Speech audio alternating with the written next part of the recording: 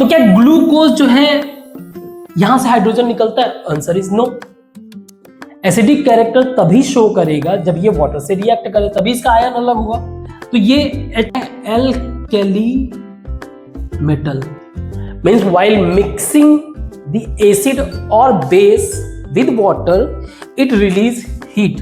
Good morning. हम लोग जो है साइंस के चैप्टर 2 को डिस्कस कर रहे थे, तो आगे हम लोग टॉपिक देखते हैं। What do all acids and bases have common. So इसको भी समझने के लिए, यानी कि कौन सी ऐसी कॉमन बातें हैं सारे के सारे एसिड्स में या फिर सारे के सारे बेसिस में, उन बातों को डिस्कस करने के लिए एक्टिविटीज है। बट उस एक्टिविटीज में कुछ टर्मिनोलॉजी है और उस टर्मिनोलॉजी को समझना बहुत जरूरी है। ये ऐसे टर्म्स हैं जो आपके साइंस में फ्रिक्वेंटली कम आते हैं, मीन्स वेदर इट्स फिजिक्स और केमिस्ट्री। सो हम लोग सबसे पहले समझेंगे इलेक्ट्रोलाइसिस को, इलेक्ट्रोलाइसिस इसके टर्म्स को भी, ताकि ये प्रॉपर वे से हमारे माइंड में इंटैक्ट हो जाए। सो इलेक्ट्रोलाइसिस एक तरीके का केमिकल प्रोसेस है। क्या है?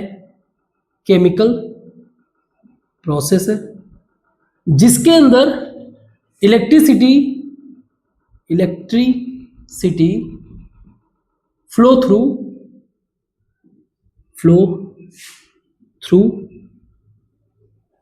Liquid medium.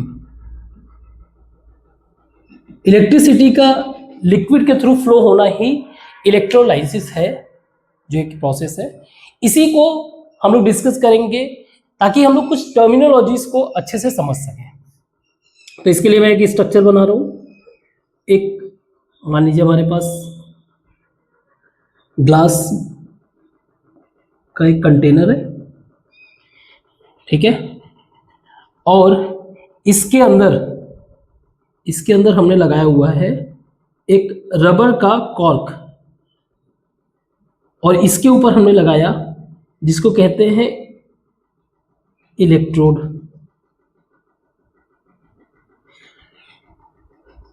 एक और कॉर्क, एक और इलेक्ट्रोड। नाउ एक बैटरी का हम लोग यूज करेंगे। बैटरी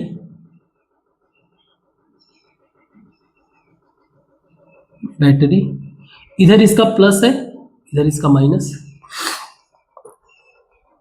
ये इधर से आया निकल के और इस इलेक्ट्रोड के साथ कनेक्टेड है।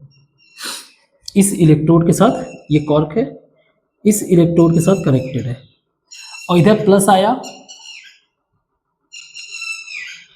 इस इलेक्ट्रोड के साथ कनेक्टेड है, ठीक है। तो ये है हमारे इलेक्ट्रोड, ये है कॉर्क। एक तरीके का रबर का बना हुआ आइटम है ताकि जो है ये करंट को डाइवर्ट ना करे। यूजुअली हमें पता है करंट इधर से इधर फ्लो होता है, करंट फ्लो का डायरेक्शन, और इलेक्ट्रॉन के फ्लो का डायरेक्शन ये है। ये बेसिक बातें आपको पता होना चाहिए। इलेक्ट्रॉन फ्लो, तो जो नेगेटिव टर्मिनल पे जो ऐड है, पहले इलेक्ट्रोड का मीनिंग समझ लो। इलेक्ट्रोड का मतलब होता है, एक तो इलेक्ट्रॉन शब्द से बना हुआ है,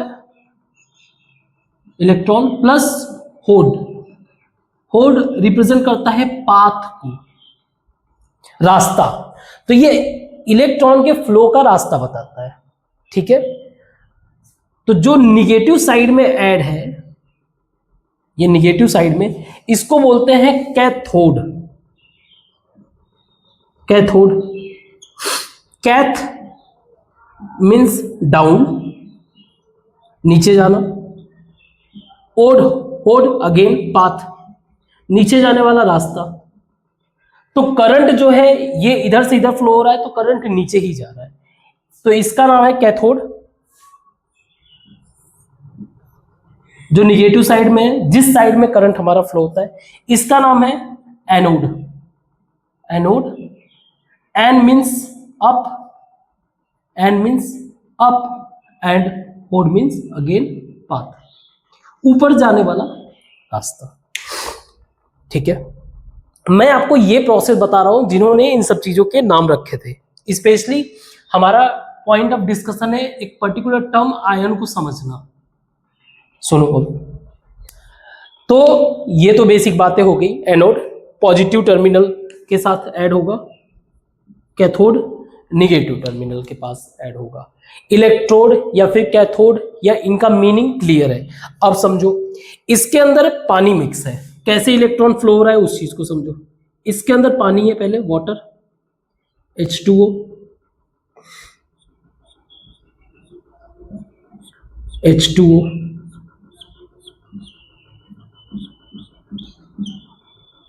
H2O। अब इसके अंदर हम लोग ऐड करते हैं एसिड। क्या ऐड करते हैं? Acid, that is HCl। जब HCl ऐड किया, सपोज ये हमारा HCl में हाइड्रोजन है और ये है हमारा क्लोरीन। क्लोरीन इनको जोड़ने का जो काम कर रहा है, इनको जोड़ने का जो काम कर रहा है वो है इलेक्ट्रॉन। क्या है? ये है इलेक्ट्रॉन। तो माइकल फैराडे इन 1834, माइकल फैराडे इन 1834 इन्होंने ऑब्जर्व किया उस टाइम पे कि जब उन्होंने एसिड ऐड किया, उन्होंने देखा कि क्लोरीन के साथ ये था कि अगर आप आगे पढ़ोगे तो क्लोरीन के पास अभी भी एलिमेंटल पॉइंट ऑफ व्यू से ये तो पता है इसके पास ज्यादा प्रोटॉन होने के कारण इस इलेक्ट्रॉन के खींचने की क्षमता ज्यादा है। तो इलेक्ट्रॉन के खींचने की क्षमता ज्यादा होने के कारण इलेक्ट्रॉन इसकी तरफ भागता है। इसको बोलते हैं इलेक्ट्रोनिगेटिविटी। इलेक्ट्रोनिगेटिविटी ये क्लोरीन की ज्यादा है, हाई। तो हाइड्रोजन बेचारा वो इलेक्ट्रॉन को छोड़ने के लिए तैयार है। At the same time H2O का पोलर नेचर, पोलर नेचर, इसका मतलब क्या हुआ? अगेन वही बात, ये हमारा ऑक्सीजन है, ये हाइड्रोजन है, ये हाइड्रोजन है, इस तरीके से कनेक्टेड है। अब हाइड्रोजन जो है वीक है ऑक्सीजन के रेस्पेक्ट में, ऑक्सीजन इलेक्ट्रॉन इसका जो है अपनी तरफ खींच रहा है, तो एक तरीके से इसके ऊपर निगेटिव चार्ज बन गया। जिसने इलेक्ट्रॉन को ट्रांसफर किया वो पॉजिटिव हो जाते हैं, जिसने लिया इलेक्ट्रॉन को वो निगेटिव। तो अब जो है इधर इस वाले हाइड्रोजन को ये भी खींचने लगा। तो एक सिचुएशन ऐसा आता है, one situation comes like this, कि ये ब्रेक हो जाते हैं, H अलग हो जाता है, Cl अलग हो जाता है, H अलग हो जाता है, Cl अलग हो जाता है। तो फैराडे ने ये पाया कि जब इसके अंदर एसिड ऐड होता है तो कुछ समथिंग, कुछ जो है इसकी तरफ मूव कर रहा है, कैथोड की तरफ। कैथोड की तरफ निगेटिव है तो ऑब्वियसली बात है पॉजिटिव चीज होगा, H प्लस मूव कर रहा है, और कुछ जो है इसकी तरफ मूव कर रहा है। तो उनके शब्द में जो चीज मूव करे, जो चीज मूव करे उसको बोलते हैं आयन। क्या बोलते हैं? अगेन समझो, ये टॉपिक बहुत इंपॉर्टेंट है क्योंकि आगे चल के फ्रीक्वेंटली आपको पढ़ना पड़ेगा। जो चीज मूव करे उसको बोलते हैं आयन। सिंपल ग्रीक लैंग्वेज है। It means that ion means something is moving.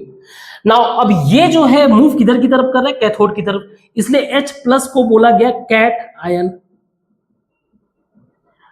Cat again ये रिप्रेजेंट करता है डाउन साइड में, आयन रिप्रेजेंट करता है मूव कर, something moving in a down direction. Down direction हमारा कैथोड है, इसको बोला गया कैट आयन।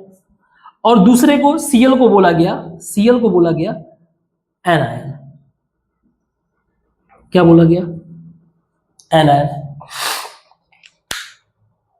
तो अगर मैं यहां पे एक बल्ब लगा दूं, जो हमारे उसमें दिया हुआ है, बुक में एक्टिविटी में दिया हुआ है, अगर मैं यहां पे एक बल्ब लगा दूं तो करंट फ्लो होने के कारण लाइट जो है जलने लगेगा?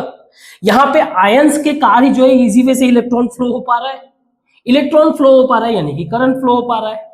सो मुझे एक बात तो समझ में आ गया, एसिड से जो है क्या होते हैं, H प्लस आयन निकलते हैं। Acid release H plus ion, acid release H plus ion, ठीक है। अब मुद्दा यह है कि क्या सारे के सारे, मतलब H प्लस आयन निकलने का मतलब ये हो गया ना कि जितने भी हाइड्रोजन कंटेंट कंपाउंड होंगे क्या वो सारे के सारे जो है रिलीज करेंगे। जैसे एग्जांपल के लिए मान लो हमारे पास ग्लूकोज है, हमारे पास क्या है, ग्लूकोज, हमारे पास क्या है, glucose, glucose that is C6H12O6, glucose. तो क्या ग्लूकोज जो है यहां से हाइड्रोजन निकलता है? Answer is no.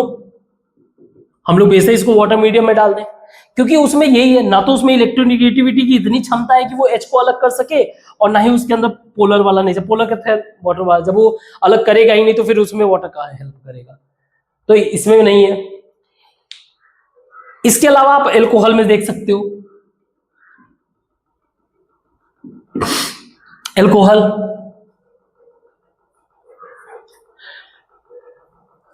That is C2H5OH, इसको भी हमने मिक्स किया, इसमें भी H जो है सेपरेट नहीं हो रहा है। तो one thing is clear, one thing is clear कि कि सारे के सारे एसिड जो है H प्लस आयन को रिलीज करते हैं, इट डजंट मीन कि हर एक हाइड्रोजन कंपाउंड भी H प्लस आयन को रिलीज करेंगे। क्लियर है बात? पहला चीज, सारे के सारे H प्लस आयन को रिलीज करेंगे, इसका मतलब ये कि नहीं हाइड्रोजन के सारे कंपाउंड। तो एक बात तो ये कॉमन हो गया कि अगर हम लोग, वैसे भी हम लोगों ने एक कंसेप्ट पढ़ा था ना, जब भी एसिड जो है मेटल के साथ रिएक्ट करता है हाइड्रोजन गैस रिलीज करता है, ये तो हमें पता ही है। लेकिन वो चीज हम लोगों ने यहाँ पे देख लिया इस वाले में कि H प्लस आयन तो यहाँ पे निकल रहा है साफ साफ, क्या और भी के साथ निकल रहा है? ग्लूकोज के साथ नहीं निकलता है, एल्कोहल के साथ नहीं निकलता है, दो it has the content of hydrogen, उनके पास हाइड्रोजन कंटेंट है ना। इसी तरीके से हम जब NaOH का इस्तेमाल करते हैं, सोडियम हाइड्रोक्साइड बेस का, अगर तो जब बेस का इस्तेमाल करते हैं तो उसमें भी इलेक्ट्रोनिगेटिविटी का कंसेप्ट, ये हाई लेवल का क्लास का कंसेप्ट है, हम लोग 11th में पढ़ेंगे। खैर अभी के लिए बस इतना समझो, ये क्या करते हैं इलेक्ट्रॉन को, इसमें भी होने के कारण इसमें भी आयंस बनते हैं, Na अलग हो जाता है, OH अलग हो जाता है, ठीक है। ये भी क्या करते हैं, आयंस बनाते हैं।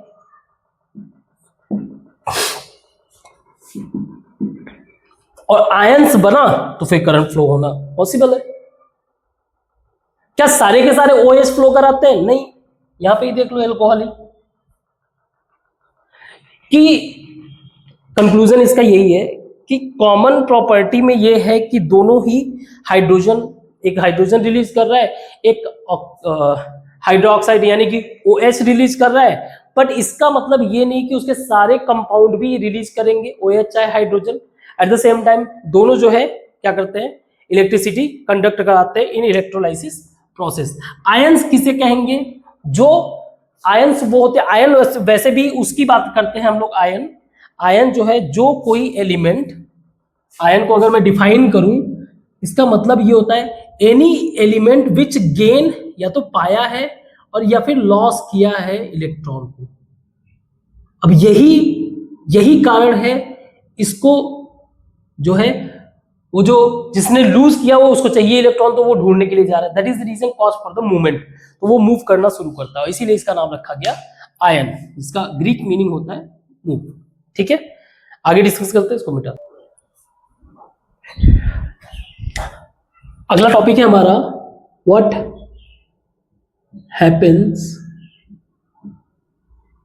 To an acids and bases in water solution। Water solution में एसिड और बेस के साथ क्या होता है इसके बारे में डिस्कस करेंगे, अगेन एक्टिविटी से डिस्कस करेंगे। तो इसके लिए हम लोग एक टेस्ट ट्यूब लेते हैं, एक टेस्ट ट्यूब लेते हैं,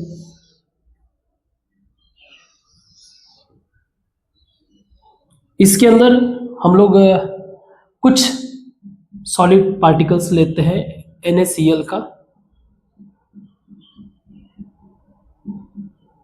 NaCl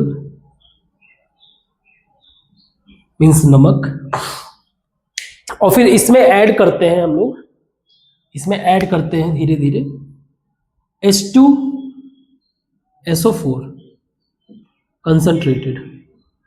concentrated solution. Again concentrated का मतलब ये हो गया कि उसका जो सैचुरेशन कैपेसिटी होगा उससे थोड़े से ज्यादा ही कंटेंट है। ओके, तो अब ये क्या हुआ, ये इसके साथ रिएक्ट किया और रिएक्ट करने के बाद यहां से गैस निकला HCl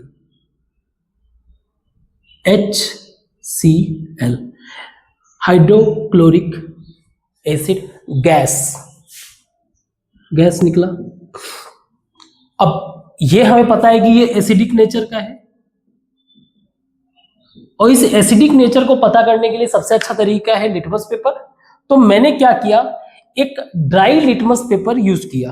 तो इसके ऊपर मैंने क्या किया, इसको एक मान लो डिलीवरी पाइप से कनेक्ट कर दिया, ये मान लो मैंने इसको क्लोज कर दिया और यहां पर एक डिलीवरी पाइप लगा हुआ है, यानी गैस इसके थ्रू जा रहा है। यहां पर मैंने एक लिटमस पेपर लगाया। तो पहले मैंने ड्राई लिटमस पेपर लगाया, कैसा, ड्राई लिटमस पेपर लगाया। तो ड्राई लिटमस पेपर लगाया, एसिडिक है तो इसका कलर क्या हो जाना चाहिए, ब्लू जो है टर्न हो जाना चाहिए रेड में, बट ऐसा हुआ नहीं, ब्लू एज इट इज था, ब्लू में ही कन्वर्ट ही नहीं हुआ। तो यार ये तो एक क्वेश्चन मार्क है ना, हमें शुरू से पता है कि HCl जो है एसिडिक नेचर का है और ये रेड में कन्वर्ट नहीं कर रहा। तो फिर अगला काम ये हुआ कि इसको हटाकर वेट यानी गीला, थोड़ा सा पानी में उसको भिगा दिया, वेट लिटमस पेपर यूज किया, वेट लिटमस पेपर। जैसे ही हम लोगों ने पानी का, वाटर का इस्तेमाल करके थोड़ा सा पेपर को गीला कर दिया, हमने देखा जो ब्लू लिटमस पेपर था टर्न इनटू रेड, ये रेड में चेंज हो गया, बट ये नहीं हुआ था। तो मेरे लिए एक प्रश्न हो गया ना कि यार अगर कोई चीज एसिडिक नेचर का है, यानी कि एसिडिक नेचर जो है रिलीज करता है हाइड्रोजन आयन को, इसको पता करने के लिए ये जरूरी है कि ये रिएक्ट करे वाटर से, तभी हमें पता चलेगा, अदरवाइज नहीं पता चलेगा। एसिडिक कैरेक्टर तभी शो करेगा जब ये वाटर से रिएक्ट करे, तभी इसका आयन अलग होगा। तो ये H+ आयन जो है H2O के साथ मिलकर क्या बनाता है, H3O, जिसको बोलते हैं हाइड्रोनियम आयन, इसी को H+ भी कह सकते हो, दोनों हाइड्रोनियम आयन। और ये जरूरी है कि इसको जो है वाटर के साथ सॉल्यूशन में होना चाहिए, यानी कि ये एक तरीके से क्या कर रहा है, एक्वस सॉल्यूशन बना रहा है, एक्वस सॉल्यूशन फॉर्म करना चाहिए।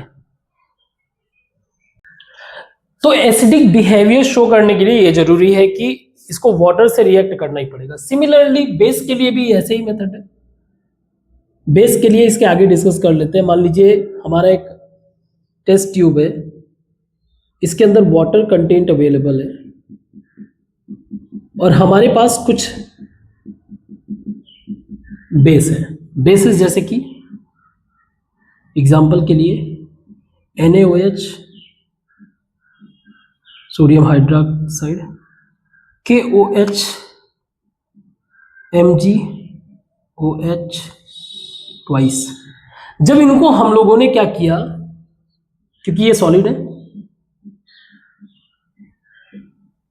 ये सॉलिड है, इसको हम लोगों ने वाटर में डिसॉल्व कराया।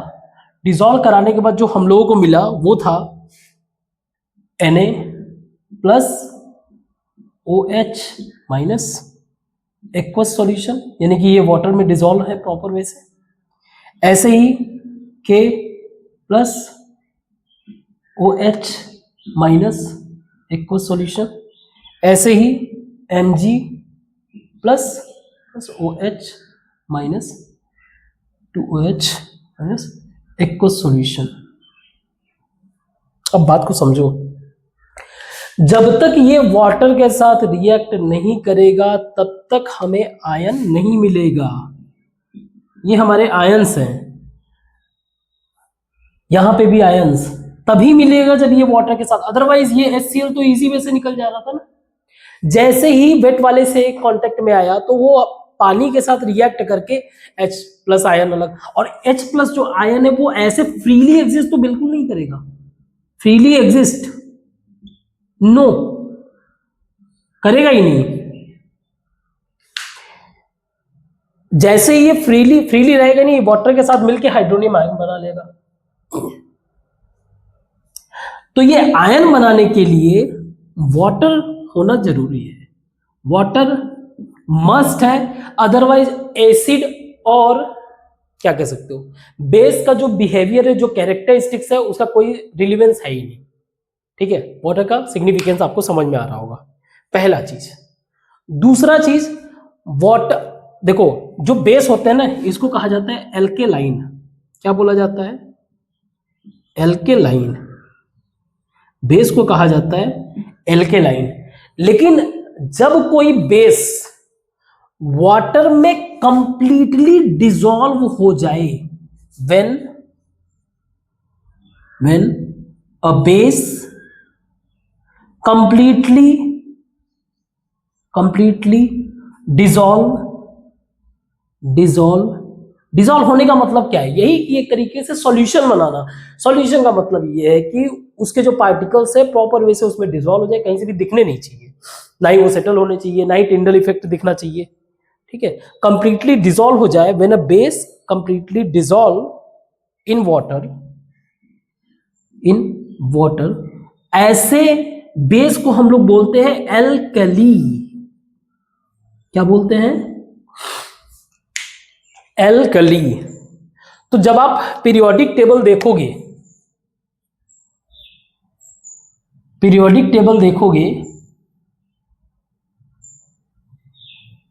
यह है हमारा पीरियोडिक टेबल। ठीक है, ये जो पहला वाला एकदम फर्स्ट ग्रुप जो आपको मिलेगा, ये होता है एल्कली मेटल।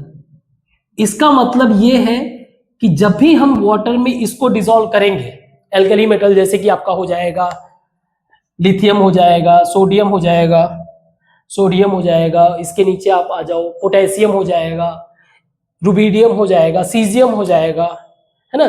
तो ये सारे के सारे एल्कली मेटल है। It gives information that when they comes in contact with the water they completely dissolve. And दूसरा है, सेकेंड ग्रुप है हमारा एल्केलाइन अर्थ मेटल। तो इसका जरूरी नहीं कि ये कंप्लीटली डिसॉल्व होगा। ठीक है, तो कंसेप्ट हमारा क्लियर है यहां पे, आई होप। वन थिंग हमें पता है कि न्यूट्रलाइजेशन रिएक्शन के बारे में, व्हेन एसिड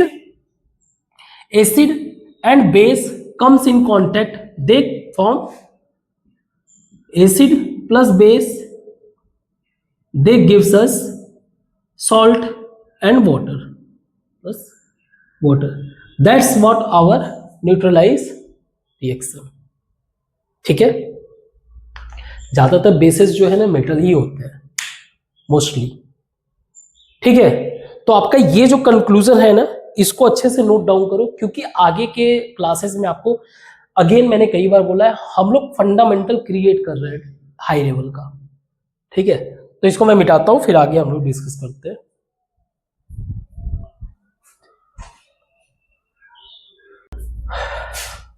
तो अभी हम लोगों ने देखा कि एसिड और बेस का वाटर के साथ बिहेवियर कैसा है ना। अब हम लोग देखते हैं कि वाटर के साथ टेम्परेचर पॉइंट ऑफ व्यू से उसका आउटकम क्या रहता है। Means water addition with acid and base, तो इसका रिजल्ट हमें ऑब्जर्व करना है टेम्परेचर के पॉइंट ऑफ व्यू से। टेम्परेचर कह लो या हीट कह लो, हीट के पॉइंट ऑफ व्यू से।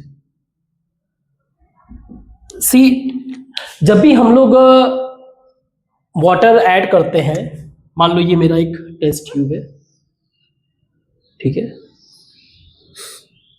टेस्ट ट्यूब है, इसके अंदर जो है मान लीजिए वाटर या फिर H2SO4 कुछ भी कर लीजिए, कोई इश्यू नहीं है। तो अगर मान लीजिए मैं इसको H2O ही कर लेता हूँ, वाटर है, ठीक है।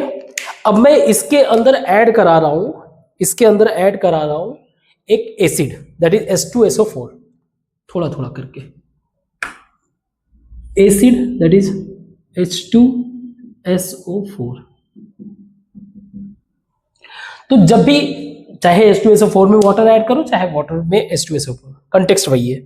तो जब भी एसिड या बेस में वाटर ऐड करते हैं, उसको बोलते हैं, उस प्रोसेस को बोला जाता है means addition of water in acid और बेस। जब भी हम बेस में वाटर ऐड कर रहे हैं, इस प्रोसेस को बोला जाता है डाइल्यूशन। इस प्रोसेस को बोला जाता है डाइल्यूशन, कि हम डाइल्यूट कर रहे हैं। तो डाइल्यूट कर क्या रहे होते हैं, जो H+ आयन बना रहता है या फिर OH- ion in case of base और इन केस ऑफ एसिड, इनका जो कंसंट्रेशन होता है। अब कंसंट्रेशन किसमें है इनका, देखो ये आयन कैसे बनते हैं वाटर में, इनका जो कंसंट्रेशन है वो मान लो बहुत ज्यादा, जैसे जैसे वाटर का कंटेंट बढ़ता जाएगा तो इनका कंसंट्रेशन ऑटोमेटिकली कम होने लगेगा। वाटर कंटेंट जब बढ़ेगा तो इनका कंसंट्रेशन कम होने लगेगा, इसी को बोलते हैं डाइल्यूशन या डाइल्यूट करना, ठीक है। तो इसमें प्रोसेस में हुआ क्या कि जब हमने जो है H2SO4 ऐड किया धीरे धीरे, फिर इसको स्टीयर किया, घोला धीरे धीरे धीरे धीरे, थोड़ी देर बाद हमने इसको टेस्ट ट्यूब को टच किया। So after touching the test tube, touch किया तो हमने पाया कि जो टेस्ट ट्यूब है, test tube became hot। Test tube क्या हो गया, हॉट हो गया। यही चीज हमने NaOH भी डाल के देख लिया, NaOH को भी इंक्लूड कराया, मतलब सेम नहीं अलग, ठीक है, ऐसा मत सोच लेना कि एक ही में, इसको हटा दो। NaOH को हमने डाल के चेक किया, तो भी हमने स्टीयर किया, तो हमने रिजल्ट यही पाया कि टेस्ट ट्यूब जो है धीरे धीरे वो हॉट होने लगा, गर्म होने लगा। तो गर्म होने का मतलब एक आप इन्फ्लुएंस तो क्रिएट कर ही सकते हो।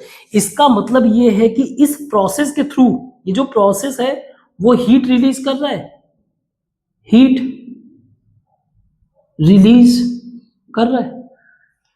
Means while mixing the acid और base with water, it release heat. क्योंकि हीट बाहर निकल रहा है, इसका मतलब होता है एक्सो, मतलब बाहर, एक्सो का मतलब होता है बाहर, थर्मिक मतलब होता है हीट।